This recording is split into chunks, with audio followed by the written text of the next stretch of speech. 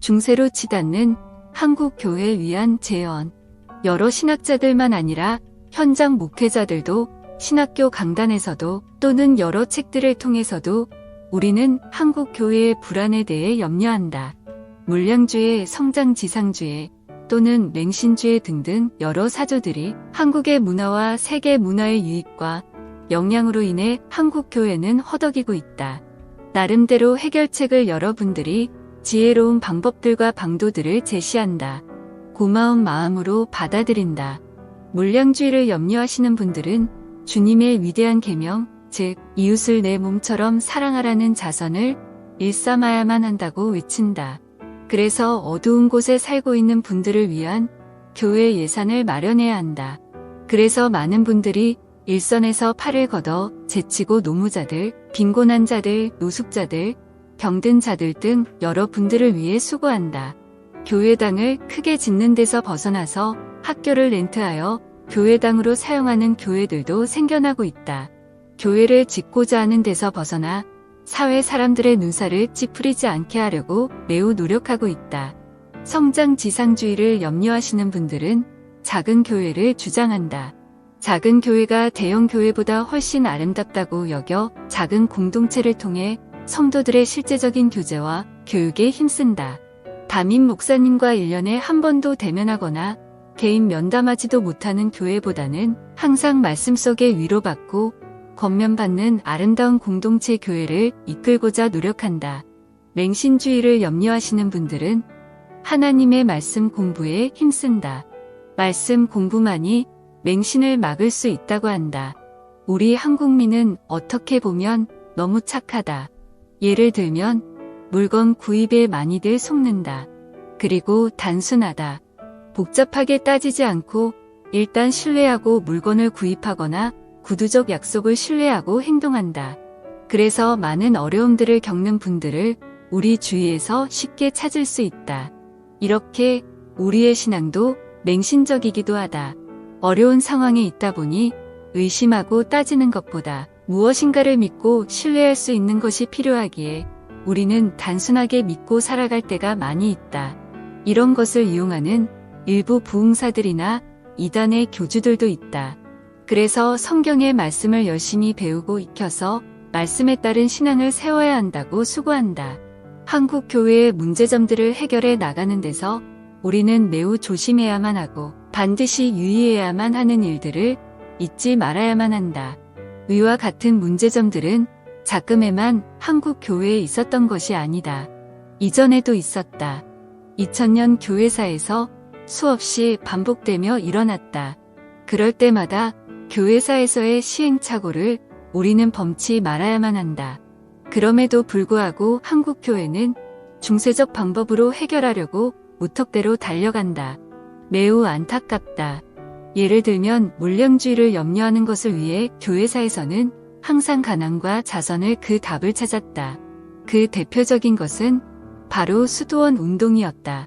또 성장지상주의를 염려하여 교회는 항상 공동체적인 삶을 추구했다. 이건 역시 수도원 운동이었다. 그리고 맹신주의를 염려하여 교회는 항상 기도에 힘쓰도록 했다. 이건 역시 수도원 운동이었다. 수도원 운동은 교회사에서 개혁운동으로 불리기도 한다. 과연 그랬는지, 그들이 행하는 방법을 그대로 답습해도 괜찮을는지, 어떻게 행하느냐는 무엇을 믿느냐에서 비롯된다. 바로 믿으면 바로 행하게 된다. 주님을 사랑하면 그분의 계명을 지키게 된다. 그분을 사랑하지 않기 때문에 그분의 계명을 우리는 지키지 못한다. 우리는 그분을 사랑하지 않는다. 단호히 말한다. 우리는 그분을 사랑할 줄 모른다. 그분을 사랑하는 것이 그분의 계명을 지키는 것은 아니다. 그분을 사랑하기 때문에 계명을 지키게 된다. 결코 이 순서를 바꿔서는 안 된다. 계명을 지키는 것을 보아 그분을 사랑한다고 여겨서는 안 된다. 이것은 역사를 거슬러 올라가는 행위이다. 이러한 논쟁은 4세기 펠라기우스와 어거스틴의 논쟁에서 이미 결론이 내려졌다. 타락하는 교회를 바라보며 인간 스스로 행할 수 있고 행해야만 하는 펠라기우스, 이것을 논박하면서 인간 스스로는 아무것도 행할 수 없기 때문에 전적으로 하나님의 은혜를 기대해야만 한다고 주장하는 어거스틴을 잊어서는 안 된다. 물론 시급하기 때문에 한국 교회가 삶을 강조하는 것을 이해한다. 하지만 그것은 또 다른 해결할 수 없는 문제를 낳고 만다. 다시 말씀드리면 삶을 통해 바른 기독교인임을 증명할 수 없다는 말이다. 이 명제의 순서가 아니라 이렇게 되어야만 한다. 기독교인이기 때문에 기독교인답게 사는 것을 본다고 해야 한다. 올바른 기독교인이 되면 기독교적 바른 삶을 살아간다. 기독교인이 되기 위해 여러 철학적, 사회적, 편의적인 방법을 사용하는 경우를 흔히 볼 수 있다.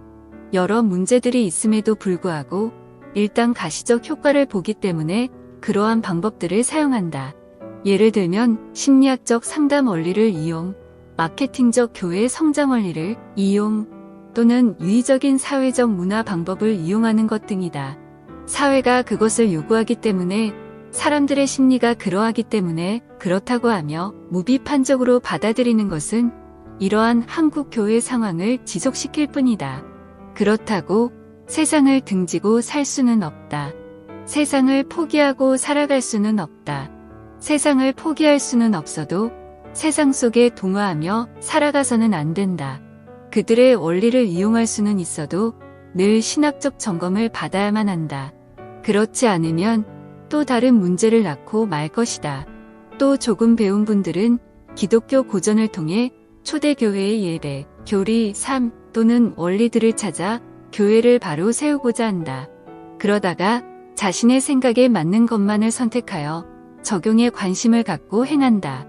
연구는 짧게, 적용은 오래 하는 경우가 너무나 흔하다. 어떤 신학 어떤 배경도 고려하지 않고 무턱대고 자신에게 필요한 것을 취사 선택하여 사용한다. 그 결과는 예상하지 않는다. 전체적인 문맥에서 그들의 삶들을 살펴보아야만 한다. 그리고 점검을 받고 행해야만 한다.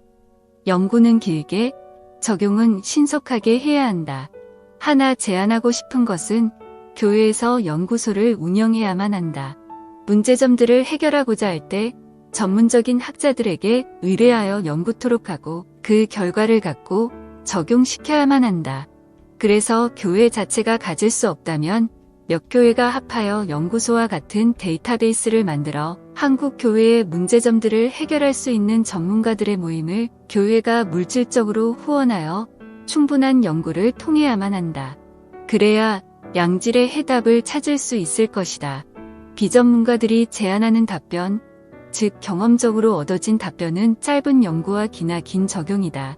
이렇게 되면 자연히 피상적인 해결책만 찾게 되어 겉으로 드러나는 중세적인 답변 해석밖에 찾을 수 없을 것이다.